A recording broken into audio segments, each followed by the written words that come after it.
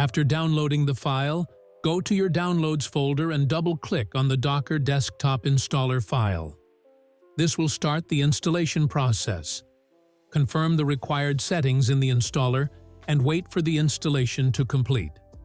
Once the installation is successful, click Close and Restart to finalize the setup. After restarting, open Docker Desktop and accept the terms to finish the process. Once Docker is installed, open the file in VS Code to proceed. After opening the software, you can either answer the survey or skip it. For now, I'm skipping the questions. You can see that the Docker engine is starting up. Just give it some time to initialize. Once the Docker application is running, you can verify it by going to the hidden icons, right-clicking on the Docker icon, and confirming that it says Docker is running.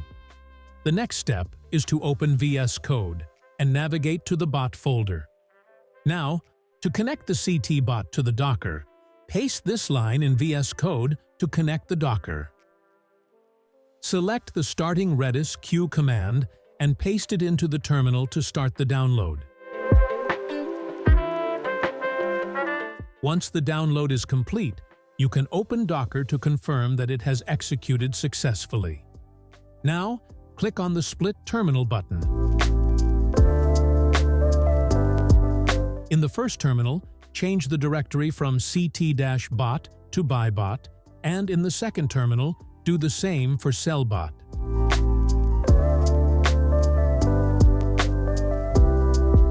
Go to the bybot folder and open the source folder. Inside it, open the constants file, where you can modify the values of the variables as needed. The first one is the username.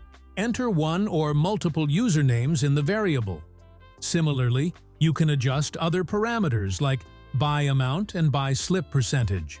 The Bygito tip SOL amount and the Gemini API key do not need any changes. If you want to enable auto sell, set the variable to true. Otherwise, set it to false.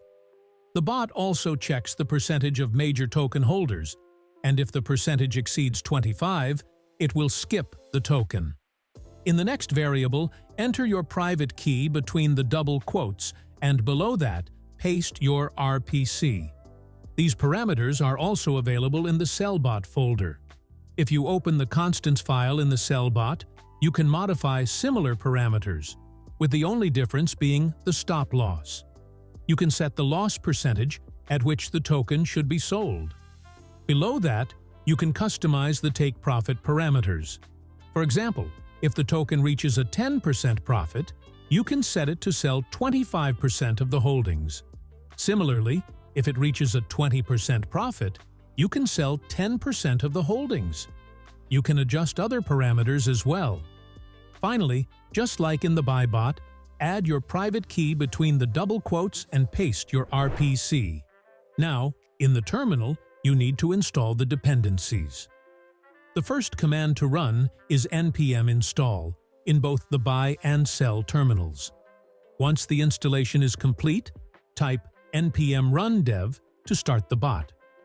After running this command, the bot will be up and running successfully. Now let's test the bot.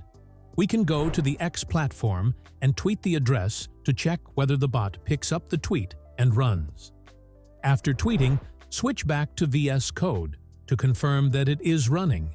We can see that the bot immediately detected the tweet and purchased the token, displaying details such as the username, address, and the number of tokens bought. It also shows the profit and loss along with the tokens held. Sadly, we are at a loss, but if the token's price increases, the bot will automatically sell and handle all trades on its own. If any of your favorite influencers tweet an address, the bot will instantly buy the token and trade on your behalf. Now, let's analyze the bot's performance.